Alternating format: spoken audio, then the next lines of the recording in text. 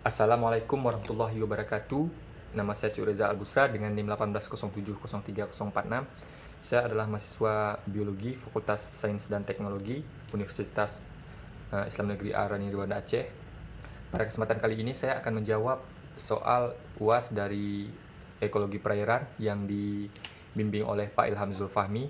Yang pertama yaitu dari mana saja sumber mikroplastik di perairan, bagaimana proses masuknya dan efeknya terhadap biota.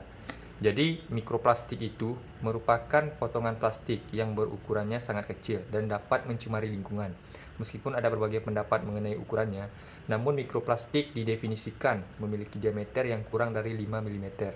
Sumber limbah mikroplastik diantaranya banyak ditemukan berasal dari buangan kantong-kantong plastik yang berukuran besar maupun kecil, bungkusan nasi, styrofoam, kemasan-kemasan makanan siap saji, dan botol-botol minuman plastik. Jadi bersumber dari Plastik Europe yang mengatakan bahwa produksi plastik dunia ini mengalami peningkatan yang sangat pesat setiap tahunnya, yang mencapai angka 322 juta ton pada tahun 2015. Dan ini sangat berbahaya potensinya terhadap biota laut dan manusia. Akibat pembuangan sampah ini secara sembarangan tanpa disadari, pemakaian kemasan plastik dan bahan-bahan lainnya yang mengandung plastik telah memicu penumpukan plastik di lautan akibat absennya manajemen pengelolaan sampah yang baik. Ukuran mikroplastik yang sangat kecil dan cenderung mengapung di kolam air ini juga sangat berbahaya bagi salah satu biota laut, yaitu zooplankton. Jadi mikroplastik yang termakan oleh zooplankton memberikan dampak negatif baik untuk zooplankton sendiri maupun untuk ekosistem. Dampak mikroplastik pada zooplankton mengganggu fekunditas, kapasitas makan, mengganggu sistem pencernaan, kandungan fesesnya, serta memberikan efek akut dan kronis. Lalu pertanyaan yang kedua yaitu, benarkah ikan dapat dijadikan indikator pencemaran air perairan?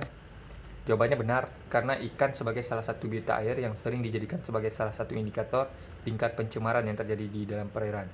Jika di dalam tubuh ikan itu telah mengandung kadar logam yang berat atau tinggi dan melebihi batas normal yang telah ditemukan, maka dapat menunjukkan tingkat pencemaran yang terjadi di perairan tersebut. Jadi, jika ikan tersebut tercemar, mengandung logam berat atau sebagainya, maka bisa dipastikan perairan tersebut juga tercemar. Dan juga ikan sangat peka terhadap lingkungan dan mengetahui bagaimana lingkungan di sekitarnya. Jika suatu perairan tercemar, maka akan berdampak pada ikan tersebut juga, baik itu perubahan pada warnanya, warna kulitnya, pada suhu tubuhnya, pada bobot ikan itu tersebut, bahkan bisa terjadi kematian pada ikan itu. Soal yang ketiga yaitu, di antara banyak logam berat, unsur apa yang menurut Anda paling berbahaya bagi biota akuatik? Ada banyak logam berat yang terdapat di dalam laut, namun yang paling berbahaya menurut saya adalah yang pertama, yaitu ada arsen. Jadi arsen ini merupakan jenis logam berat yang mudah patah, memiliki warna keperakan, dan bersifat sangat beracun. Arsen adalah salah satu unsur yang paling beracun dan dapat dijumpai pada tanah, air, dan udara, dan salah satunya adalah mungkin di laut. Jadi jika arsen ini terkontaminasi dengan biota-biota laut di sekitar, maka pastinya akan menyebabkan toksinitas yang tinggi serta kematian. Kemudian ada juga kadmium, yang merupakan salah satu jenis logam berat yang berasal dari seng logam berat yang berbahaya karena elemen ini berisiko terhadap pembuluh darah. Kemudian ada juga logam merkuri yang berasal dari limbah industri, dari laboratorium, dan juga limbah pertambangan, juga berbahaya bagi biota laut. Dan yang terakhir ada yaitu eraksa atau merkuri, bahan kimia yang termasuk ke dalam logam namun berbentuk cair pada suhu kamar. Dan pertanyaan yang terakhir yaitu, indikator apa saja yang perlu diketahui untuk menganalisis kesehatan sungai? Bagaimana cara menentukannya? Jadi ada beberapa indikator yang dapat perlu diketahui untuk menganalisis kesehatan sungai. Di antaranya yaitu parameter yang digunakan untuk memantau tersebut, ada parameter fisika, kimia, dan mikrobiologi. Parameter fisik yang terdiri dari kekeruhannya, warna, rasa, bau, suhu, dan kandungan bahan padat terlarut atau TDS. Sedangkan parameter kimia terdiri dari pH, mengukur pH, ada dissolved oxygen atau DO, biological oxygen demand, BOD, chemical oxygen demand, COD, nitrat, nitrit, sulfat, kesadahan, dan logam terlarut. Sementara parameter biologi terdiri dari total coliform dan Escherichia coli.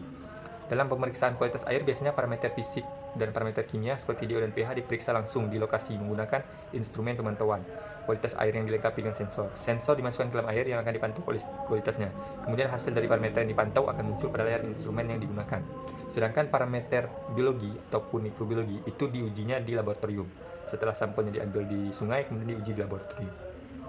Hanya ini saja paparan dari saya, jawaban mengenai UAS ekologi perairan.